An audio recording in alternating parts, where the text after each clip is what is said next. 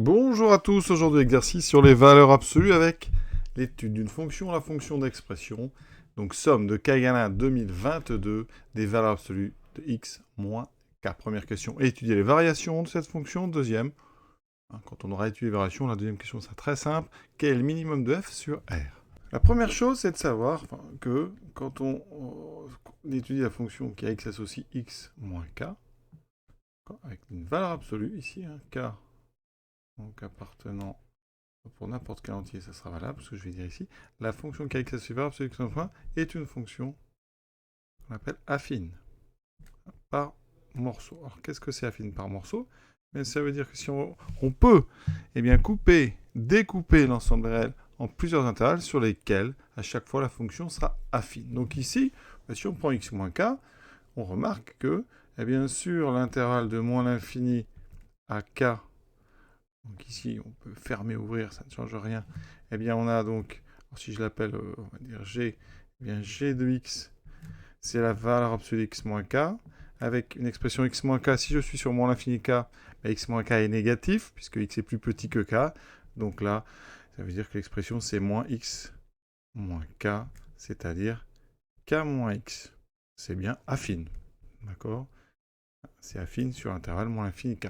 Sur l'intervalle k plus infini, je peux même ici fermer k, g de x aura une autre expression, puisqu'on aura la valeur absolue d'une expression positive, donc ce sera tout simplement x moins k. Et c'est effectivement encore une fonction affine. On peut remarquer que pour g de k, les deux expressions me donnent k moins k, c'est-à-dire 0. Donc c'est normal, parce que cette fonction, elle est affine par morceau et elle est continue. La valeur absolue d'une fonction continue est continue. Et continue donc sur R. Ça veut dire que quand on trace la courbe, il n'y a pas de trou. On peut tracer sans lever le crayon. Et une propriété qui va être importante, c'est que la somme de fonctions affines, la somme de fonctions continues, c'est une fonction continue. Donc ici, notre fonction f, c'est une somme de 2022 fonctions affines par morceau. La fonction f, elle est continue. Or, une somme de 2022 fonctions continues est continue. Et même, on peut rajouter une somme de fonctions affines par morceau. Si vous ajoutez des expressions affines, et sur chacun des morceaux, vous aurez une expression affine. Voilà. Donc notre fonction f, c'est ce qu'on appelle une fonction affine par morceau, et elle est continue. Alors là, je ne vous tracerai pas la courbe, ce serait trop long à faire sur GeoGebra. Il faudrait rentrer les 2022 valeur absolue, donc trop long. Je peux vous donner un premier exemple avec le nombre k, par exemple la somme de k égale 1 à... Alors là, il faut des nombres pairs. Parce que vous allez voir qu'en fonction de la parité, l'exercice aurait été différent. Ici, 2022, c'est un nombre pair. On a une somme de 2022 valeurs absolues. Donc je vais regarder, par exemple, avec 6 valeurs absolues, qu'est-ce que ça donne? Donc si je regarde la somme de k égale 1 à 6. Vous voyez, ça donne ceci. Une série, comme ça, de segments qui se raccordent tous les uns aux autres. Ça illustre le fait que la fonction est continue. Vous avez une zone ici de plat, on va essayer de voir où elle est. Ça, c'est donc, si je vais de 1 à 6, si je vais de 1 à 8, ça donne ceci. La même forme, il y a un petit peu plus de segments, et on a quand même une zone de plat. Cette zone de plat, on va la trouver à chaque fois qu'on fait une somme de 1 à un nombre pair. Elle se justifie très bien avec l'étude des variations. Donc on est parti, comment expliquer un petit peu cette forme? Donc on va étudier les variations. Donc elle semble décroissante, ensuite une zone de constance, et ensuite elle est croissante. Démonstration. En fait, l'expression de valeur absolue d'x moins k, donc je vais faire un petit tableau. Elle dépend de k. Ici, donc on a x moins k est négatif, nul, positif, d'accord? Quand x est avant k, quand x est après k. Donc la valeur absolue, ici, ce sera donc, on a dit k moins x. Ici, elle vaudra 0, et ici, x moins k. D'accord? Tout dépend de la position de ce nombre k. Ça veut dire qu'ici, chaque valeur absolue va dépendre de l'indice à laquelle on la prend. Parce que f de x, c'est valeur absolue de x moins 1, plus valeur absolue de x moins 2, plus valeur absolue de x moins 3, etc. Et ça, 2022 fois. D'accord? Donc, la première valeur absolue a une valeur importante charnière qui est 1, ici 2, 3, 4. Donc, on va être obligé de séparer l'étude en intervalles. Le premier intervalle que je peux vous conseiller de prendre, c'est de prendre sur moins l'infini, ici 1. Qu'est-ce qui se passe sur cette zone? Je vais fermer en 1. Sur cette zone, x moins 1, donc x est inférieur à 1, donc x moins 1 inférieur ou égal, x moins 1 est inférieur ou égal à 0. C'est-à-dire que la valeur absolue x moins 1, c'est 1 moins x. Ensuite, x moins 2 est aussi inférieur ou égal à 0. C'est-à-dire que pour tous les nombres k ici, hein, quel que soit k supérieur ou égal à 1, x moins k est donc négatif. Donc toutes les valeurs absolues, en fait, ça donne k moins x. Donc l'expression f de x, c'est la somme ici de k égale 1 à 2022 des k moins x. Il n'y a plus les valeurs absolues. Hein, mais on a à chaque fois mis un moins. Ce qui fait que si on regarde dx, j'en ai donc ici, alors je vais séparer, on a somme de k égale 1 à 2022 des moins x, plus la somme de k égale 1 à 2022 des k. Alors, la première somme, x est indépendant de k, donc je peux mettre en facteur. De toute façon, c'est donc même moins x. J'ai 2022 termes qui sont tous égaux à moins x. Donc là, j'ai donc 2022 fois moins x. J'ai donc moins 2022 fois x. Plus cette somme ici. La somme des entiers de 1 à 2022, que je connais par cœur. n fois n plus 1 sur 2. Donc 2022 fois 2023 sur 2. L'intérêt ici pour les variations, eh bien c'est le coefficient directeur, ce qu'on appelle la pente. Ici, moins 2022 est négatif. On a donc une fonction affine décroissante. Donc, sur moins l'infini 1, f est décroissante. Même strictement. D'accord? Ensuite, on va avancer un petit peu. Maintenant, on va aller de 1 jusqu'à 2. Donc, qu'est-ce qui va se passer? Alors, je le fais pour bien que vous compreniez. Hein. Donc, sur intervalle fermé, 1, 2. La première valeur absolue de x moins 1. Hein. On a donc x qui est entre 1 et 2. Ça veut dire que x moins 1 est positif. Donc, valeur absolue de x moins 1, cette fois-ci, c'est x moins 1. Par contre, x est plus petit que 2. Donc, x moins 2 est négatif. X moins 3 est négatif. Tous les autres, hein, pour tout cas entier entre 2 et 2022, x moins k est donc négatif. Ça veut dire que la valeur absolue de x moins k, c'est k moins x. Donc, quand on regarde l'expression de f, on aura la première valeur absolue qui donne x moins 1 et toutes les autres, de k égale 2 à 2022, ça sera des k moins x. Ça veut dire qu'ici, si je regarde combien j'ai de x, j'en ai ici maintenant, donc si je sépare, je vais vous montrer, j'ai x moins 1, plus la somme de k égale 2 à 2022 des moins x, donc j'en ai maintenant 2021, plus la somme de k égale 2 à 2022 des k. Alors cette somme, elle ne m'intéresse pas particulièrement ici, ce qui m'intéresse, c'est le coefficient qu'il y a devant x.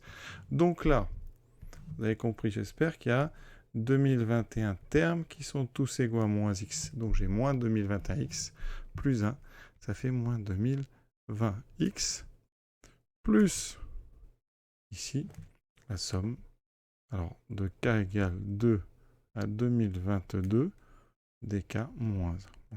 Alors ça, on peut regarder combien c'est, mais ici, c'est pas intéressant. Ce qui est intéressant, encore une fois, c'est ce moins 2020. La fonction f, cette fois-ci, elle va être encore négatif, puisque ce nombre-là est strictement négatif. Donc sur 1, 2, f est encore décroissante strictement. Mais elle décroît moins. La pente est maintenant de moins 2020. Tout à l'heure, c'était moins 2022. Donc vous voyez qu'à chaque fois qu'on va avancer de 1, la pente va baisser de 2. Maintenant, on va se placer donc sur un intervalle. Alors, j'ai utilisé ici une lettre grand K, d'accord, et grand K plus 1, d'accord, avec le nombre grand K, qui est un entier, donc entre 1 et 2021, de façon à pouvoir avoir tous les intervalles, ici, 1, 2, 2, 3, etc., jusqu'à 2021, 2022. Et après, on traitera l'exemple après 2022, la partie après 2022. Là, on a fait donc avant 1, on a fait de 1 à 2, et donc là, on va faire tous les intervalles du type k, k plus 1, jusqu'à donc 2022. Alors, qu'est-ce qui se passe? Déjà, ici, on a x qui est plus grand que grand k, plus petit que grand k plus 1. Et donc, ça veut dire que si j'enlève k, x moins k, moins grand k, est donc positif.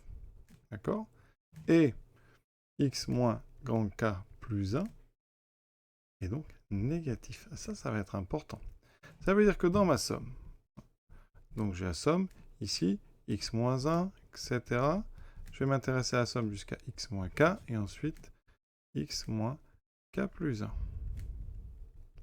Jusqu'à x moins 2022. D'accord? Moi, je suis dans cet intervalle. Ça veut dire qu'ici, ben, x moins k est positif, donc x avec un grand K ici. Donc c'est-à-dire que pour tous les nombres d'avant, à l'intérieur des valeurs absolues, c'est toujours positif. Donc toutes celles-là, hein, eh bien, on va pouvoir enlever les valeurs absolues. Et donc ici, cette première partie, eh bien, ça sera la somme pour petit k égale 1 à grand K dx moins petit k. Pour la deuxième, à chaque fois, on aura une expression négative, puisque x moins grand K plus 1 est négatif. Donc là, les autres sont encore plus négatifs. Donc les valeurs absolues vont apporter un moins. Donc on aura ici, donc, moins, si vous voulez dire, ou plus la somme. Donc de petit k égale grand K plus 1 à 2022 des moins x moins petit k. Voilà. Et tout ça, on va regrouper.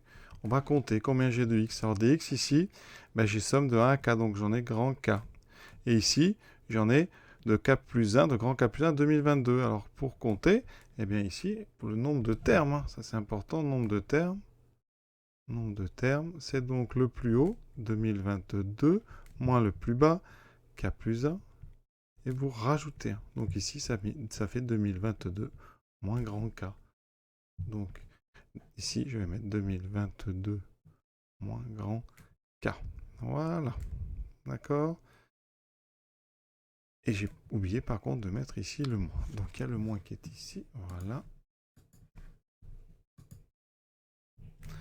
X plus ici le reste. Alors je vais écrire sur on peut trouver l'expression. C'est somme de k égale 1 grand K des petits k avec un moins.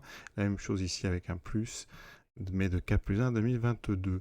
Donc là on va mettre une constante. Mais ce qui m'intéresse c'est cette pente ici. Et si on regarde, ça fait 2 grand K moins 2022 x plus une constante de x. Donc, très simplement, si k égale donc la moitié de 2022, c'est-à-dire 1011, alors on a une pente, donc vous avez bien compris que ça, c'est mon coef directeur, ce qu'on appelle autrement la pente. Donc, si grand K égale 1011, pente égale 0.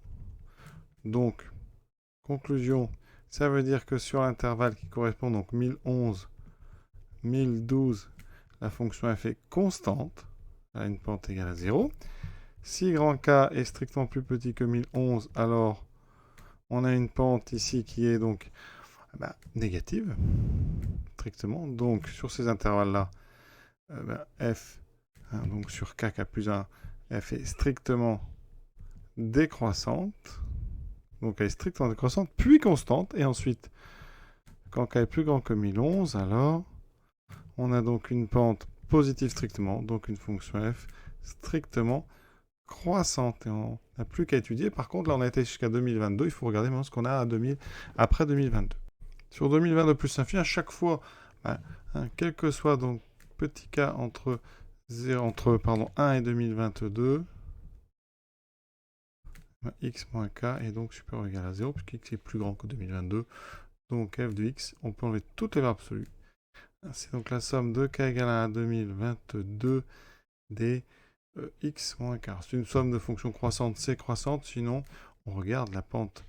Ici, c'est donc le nombre de termes, 2022 x plus une constante, facile à trouver, c'est la somme de 1 2022 des moins k, donc la même chose que tout à l'heure, mais avec un moins. Voilà, et là, ici, on a donc une pente positive strictement f, y est strictement croissante. Donc, on a une fonction qui commence strictement décroissante jusqu'à 1029 jusqu'à 1011. Ensuite, elle est constante de 1011 à 1012, puis ensuite, elle est strictement croissante. Bilan, donc, on a une fonction continue sur R qui est strictement croissante jusqu'à 1011, ensuite constante jusqu'à 1012, et après strictement croissante. Donc, on peut faire un tableau de variation. D'accord, ça va donner ceci. On aura donc 1011, la moitié de 1022, 1012. Ici, on aura une fonction décroissante, constante, croissante. D'accord. Et maintenant, on veut le minimum. Donc, le minimum est atteint sur cette zone de constante. Donc, ici, pour la question 2, il va falloir trouver quelle est la constante entre 1011 et 1012. Le minimum est atteint entre, donc ici, 1012. Enfin, le minimum, d'accord, est atteint par la constante, par la fonction, sur l'intervalle 1011, 1012, où elle est constante. Donc maintenant, on va refaire ce qu'on a fait en prenant k égale 1011.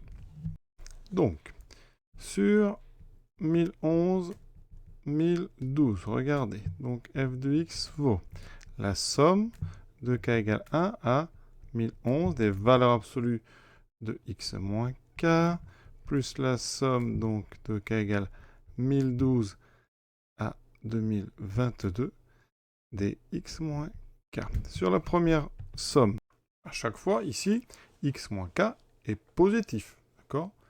Puisque k est plus petit que 1011. Donc ici, je vais avoir la somme de k égale 1 à 1011 des x moins k. Et l'autre, je vais avoir la somme de k égale 1012 à 2022. Cette fois-ci, à l'intérieur, ça sera toujours négatif, donc j'aurai les k moins x. Alors, cette première somme, donc les x, j'en ai 1011. Donc j'ai 1011x. Ensuite, moins la somme de k égale 1 à 1011 des k. Et ici, donc des moins x, j'en ai de 1012 à 2022. On a vu que ça faisait 1011. Hein, ça fait 2022 moins 1012 plus 1. Donc j'ai encore donc moins, cette fois-ci je vais mettre un moins 1011 x. Donc ici, ça va s'amuser. C'est pour ça qu'on a une constante. Et on a donc plus la somme de k égale 1012 à 2022 des k. La première somme. Ça, somme des entiers de 1 à 1011, c'est donc moins 1011 fois 1012 sur 2, n fois n plus 1 sur 2. Pour l'autre, on va utiliser une formule. Somme des termes d'une suite arithmétique. Nombre de termes, 1011, fois la moyenne des extrêmes. C'est-à-dire le premier terme qui est écrit, donc 1012, plus le dernier, 2022, divisé par 2. Nombre de termes fois moyenne des extrêmes. C'est-à-dire le premier plus le dernier sur 2. Ça marche pour les suites arithmétiques, d'accord? Parce que là, c'est termes de suite arithmétique de raison 1, d'accord? Et donc, nombre de termes fois moyenne des extrêmes. On a presque fini, on factorise par 1011 sur 2. Il me reste ici donc moins 1012, plus ici 1012, plus 2022, les 1012 s'annulent. 2022 par 2, ça fait 1011, il me reste 1011 au carré. On a trouvé un carré. Vérifions ça rapidement sur GeoGebra, parce qu'on avait fait jusqu'à 6 ou jusqu'à 8. Alors, est-ce que les minimums étaient donc à moitié de 8, ça fait 3, ça devrait tomber finalement sur 9, et pour 8, ça devrait tomber sur 16. Vérifions. Et effectivement, pour jusqu'à x-6, hein, quand on a bien un minimum qui est à 9, annoncé sur GeoGebra, et pour la somme jusqu'à absolu de x-8, on a bien un minimum à 16. Donc ça a l'air de corroborer ce qu'on a trouvé avec notre carré, donc qui correspond à 2022 sur 2, au carré 1011 au carré. Voilà l'exercice terminé, et joli exercice hein, sur justement un petit peu l'étude de ces fonctions, ici affines par morceaux, définies par des sommes de valeurs absolues. Donc les choses importantes peut-être, je rappelle rapidement, pensez à étudier par intervalle, ça c'est quasiment indispensable dès qu'on a des valeurs absolues. Ensuite, pensez bien que la fonction qu'on obtient, elle est elle aussi affine par morceaux, et elle est continue. Ça permet comme ça de faire un tableau de variation et d'arriver sur un minimum. Voilà. Pour le minimum, je vous laisse avec les formules des sommes que vous devez connaître. À bientôt.